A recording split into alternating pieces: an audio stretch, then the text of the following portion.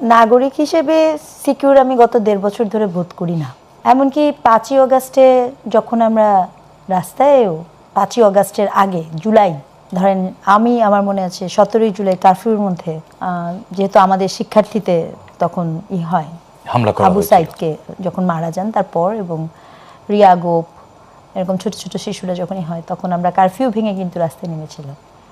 তো কারফিউ ভেঙে যখন রাস্তায় নেমেছিলাম তখন পর্যন্ত আমাদের মাথায় ছিল যে গুলি লাগতে পারে, মারা যেতে পারি, কিন্তু কখনো মনে হয়নি আমি হেনস্থা হতে পারি, কখনো মনে হয়নি আমি অপমানিত হতে পারি বা আমাকে কেন্দ্র করে কোনো অপপ্রচার, মিথ্যাচারিতা, চরিত্র হনন এরকম কিছু হতে পারে এটা মনে হয়নি।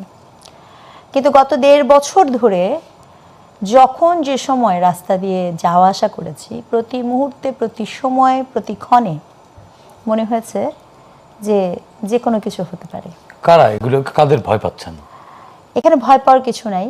এখানে যে বিষয়টি খুব গুরুত্বপূর্ণ এবং হতাশাজনক, দেখেন পলিটিক্যাল পার্টি কে কি বলছে সেটা ভিন্ন প্রসঙ্গ, পলিটিক্যাল রেটরিক, কিন্তু একজন নাগরিক হিসেবে, একজন শিক্ষক হিসেবে সত্য কথা বলার ক্ষেত্রে ধরেন আমি একটা অভিযোগ করলাম এই মুহূর্তে বা আপনার টকশোতে আমি আমার একটা মতামত দিলাম, এর আগে যেটা হতো রাষ্ট্রযন্ত্র এসে আপনাকে নানাভাবে তুলে নিয়ে যেত এবং সেই ক্ষেত্রেও কিন্তু তুলে নিয়ে যাওয়ার পরেও কিন্তু একটা নাগরিক প্রতিবাদ হতো, বিভিন্ন জন বলতো, এই পরিসরটা গত 17 বছর এই পরিবেশটাও ছিল না। না আমি এখানে একটু ডিনাই করব যে গত 17 বছর কিন্তু যখন আপনার তুলে নিয়ে যাওয়া হচ্ছে আপনি তো একটা প্রতিবাদ করেছেন, তখন মানুষ শোনা হয়নি সেটা ভিন্ন প্রসঙ্গ, মানে আপনার কথা আমি শুনিনি, দ্যাটস এ ডিফারেন্ট থিং। আর আপনি কথা বলেছেন সেটা একটা, মানে আপনাকে তুলে নিয়ে যাচ্ছে একটা অপরাধ, এটা তো ব্যাপার। কিন্তু গত 1.5 বছরে কি ঘটনাটা এরকম ঘটেছে? গত 1.5 বছরে কি হয়েছে? 1.5 বছরে যেটা হয়েছে, আমি আপনাকে পছন্দ করি না, কে জুলাই কি করেছে না করেছে এগুলো সব মানে ভুলে যাওয়া হয়েছে মুহূর্তের মধ্যে, একদম পাশার ডান উল্টে, ঠিক আছে?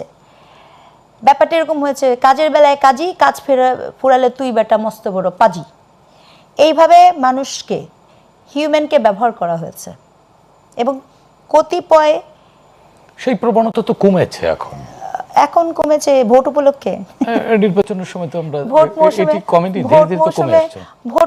কমেছে, ভোট মৌসুমে এবং পার্টিকুলার রাজনৈতিক দল, আমি একদম নির্দিষ্ট করে বলবো যেহেতু এখন প্রচারণা করতে পারছি না অথবা নাম বলার সুযোগ নাই, বিশেষ কিছু রাজনৈতিক দল কখনো নারীকে ব্যবহার করেছে, কখনো অন্যান্য মানুষকে ব্যবহার করেছে।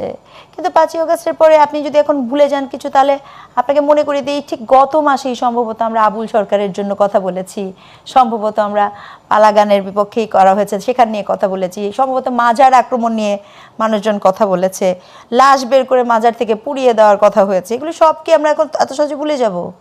আসলে কি তাই? এটাকে ভুলে যাওয়ার জবাব দেওয়ার জন্য তো ব্যালট আছে।